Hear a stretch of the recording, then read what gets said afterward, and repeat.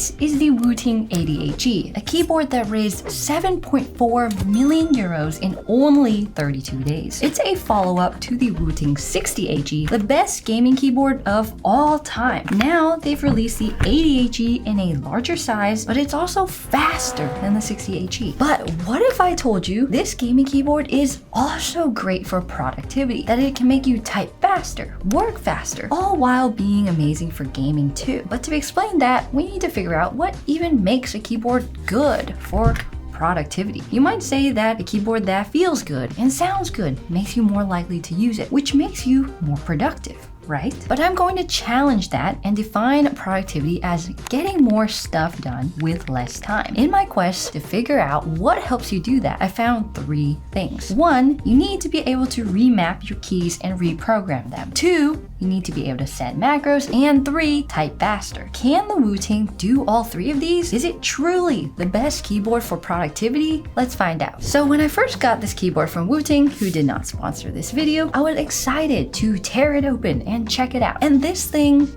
is a chunk. The case is bulky and honestly sort of awkward. It's an exploded 80% layout, which is a new size Wooting came up with, but I have some issues with it. It's a strange middle ground between 75% and TKL, where most people just want one or the other, not this Franken layout. It also lacks the modularity that was on the 60HE, meaning there are no aftermarket cases to choose from. You're pretty much stuck with what Wooting offers you. A 75% layout would have been such an easy win, but instead they went for something that nobody really asked for. But for productivity, a bigger layout is usually better, and this specific keyboard has a special key called the mode button. With this, you can swap between 2 profiles, your main profile and your last used secondary profile. Definitely remember this button for later though, it's how we'll change between our productivity and gaming profiles. You also have the light bar in the bottom right, which is currently set up to show how far a key is being pressed down. The light bar has a lot of customization options, but I would have preferred a more compact layout instead. And you have the case itself. This is the white zinc case, which they had to remove as an option because of how easily the paint got scratched. But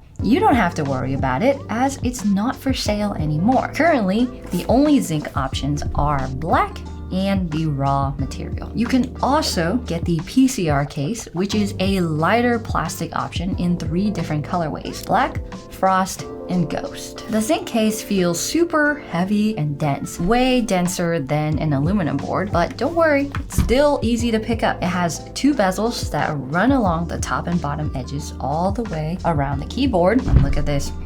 Boom. But why are the bezels different thicknesses? Just bugs me a little bit. In my opinion, the PCR case is a much better value at $200. Strangely enough, I prefer the typing sound and feel of it too, although it does make the keyboard feel cheaper since it's all plastic now. Be careful switching to it because it's super breakable, especially on the front lip. But once you unlock the full functionality of this keyboard, you can really begin to understand why it costs so much. This keyboard goes deep for productivity. This is where I think the keyboard really shines. This keyboard makes it insanely easy to automate repetitive tasks and save you loads of time, which you can do with their secret software called Wootimation. It's actually not a secret, but most people don't know about it yet. But when used in conjunction with the keyboard's main software, Wootility, this combo has an insane amount of functionality. With Wootimation, you can record macros in the most user-friendly and intuitive way that I've ever seen between all the different softwares that I've tried. You can do stuff like open programs, go to specific websites, paste text, and my personal favorite,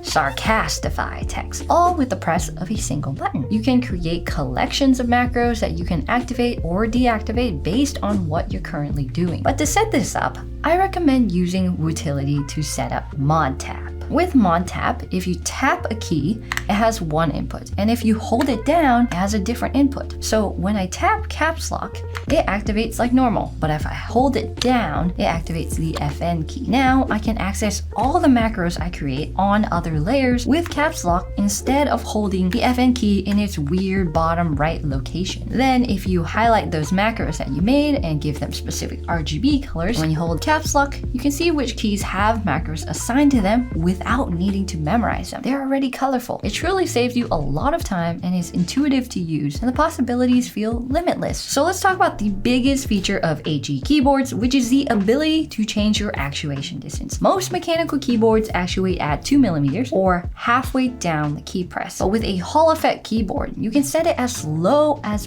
0.1mm, which most people use just for gaming, but if you set up one profile for typing and another for gaming, you really can optimize the actuation distance for each situation. For typing, I've noticed an increase in typing speed when I set the actuation to 1mm when compared to a normal mechanical keyboard. You can type without needing to press the key down all the way, so you can just jump to the next key faster. It feels more consistent and speedy than a normal mechanical keyboard, and you never have issues like key chatter or keys not registering. It's just accurate. At some point, HE will overtake mechanical for everything. Now, the typing experience on this board unfortunately leaves a lot to be desired. The keyboard sounds a bit dull and muted, and the switches don't have a satisfying bottom out like you might want. Plus, they feel sorta hollow. The stabilizers on the larger keys are quite rattly and really take away from the overall typing experience. Luckily, this keyboard can be modded to sound and feel a lot better. It'll just take a bit of extra cash and elbow grease if you want to go for better switches and change up the stabilizers and then lube them and mod them yourself. The keyboard has a gasket mount, which is a mounting style that makes the keyboard feel softer and bouncier and reduces some unwanted noise. Unfortunately, the gasket mount on the Wooting 80HE is a lot stiffer than most. It almost feels like a tray mount, but I have a feeling that a super flexible gasket mount might interfere with how these Hall effect switches actuate, so I can give it a pass. While it doesn't do much for the typing feel, the gasket mount does help with removing some of the unwanted noise. When you unbox the 80HE, the zinc version comes with this nice black travel case. Inside it, you get the keyboard along with the kick of feet that you can put on the back of the keyboard. These are poured silicone, and you get 6 and 10-degree options. To install these, you pop the silicone feet off the back and you push the new ones into these holes. To be honest, I'm not a huge fan of this system. Having to store these extra feet somewhere when you're not using them is a little annoying. You also get a keycap and switch puller combo. Now, this tool is quite bad compared to a normal one that you get with any other keyboard, and half of the time it doesn't work when trying to pull the keycaps off. And when you use it for switches, you're just asking for a wrist injury. But to be fair, most switch pullers are really bad unless it's this style, which is much more robust. You also get a high quality braided cable in a nice two-tone gray color. It comes with a removable USB-A hub, so you can plug it into a USB-C port if you want. And they really knocked it out of the park with this cable, so good job, Wooting. And then you also get a card that says "Greetings from Wooting." Apparently, you can ask them for a favor and they'll try to make it happen for you. It's not much, but I do appreciate the small touches that Wooting adds to their boards. Now, the keycaps on the Wooting 80HE are shine through double shot PBT if you buy the pre-built version. This means the RGB shines through the legends so you can see them much easier, especially at night, and that they're made of a type of plastic that doesn't leave any greasy fingerprints. You also have an option to save some money if you want ABS double shot or even the etched legends version. They're just not as durable or robust. There's also a dye-subbed PBT version as well. I would recommend going with the standard shine through PBT. They will last the longest, plus you'll really want the RGB to shine through for the productivity functionality. Instead of a Windows key, you get the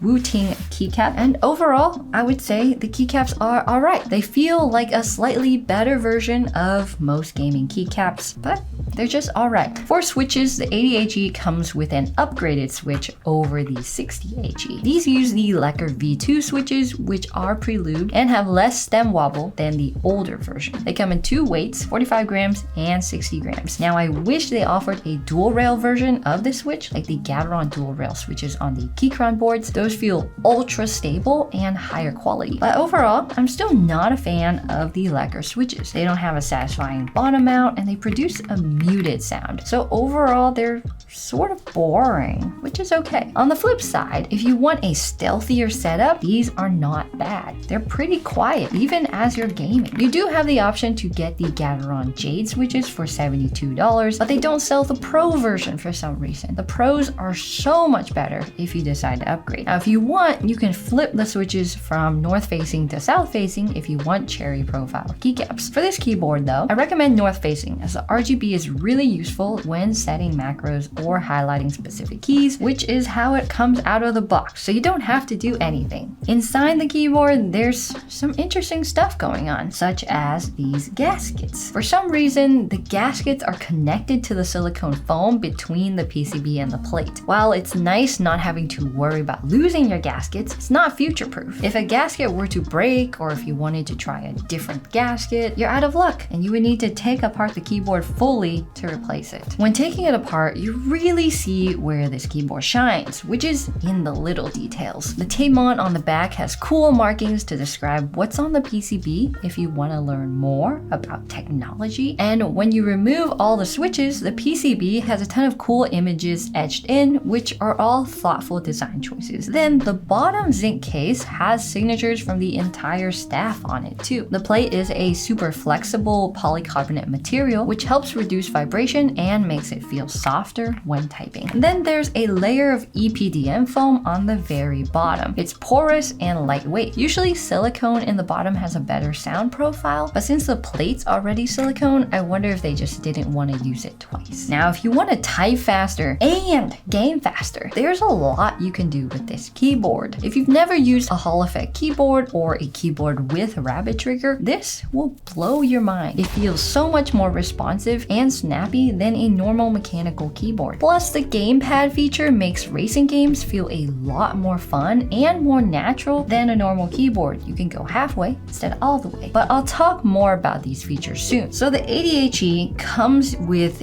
8K true polling instead of 1K polling on the 60HE, which means there are 8 times as many signals being sent. So one every 125 microseconds, which is really fast. It doesn't even make sense to use milliseconds anymore. While it does sound impressive, it doesn't really make a difference in gameplay, and I don't think most people will be able to tell a difference from 8K to 1K. So for those of you that truly want the fastest tech to compete at the highest levels, it makes sense to upgrade if you value the highest performance. The next most important feature is Rapid Trigger. This is extremely useful in games like Valorant or CS2, where there's an accuracy error while moving. Rapid Trigger lets you deactivate your keys quicker so you can shoot faster than other people. The key will instantly deactivate once you lift your finger off instead of waiting for the key to go back to the actuation point at 2mm. Next is Rappy Snappy. This is a crazy feature that lets you have the ultimate control in game. I tested this in Overwatch 2. This feature monitors 2 keys and prioritizes the key that is pressed farther down, so it gives you instant feedback, giving you snappier control than ever before. Now, if you want Rappy Snappy on steroids, wait till you see this. Snappy Tappy uses something called SOCD, or simultaneous opposite cardinal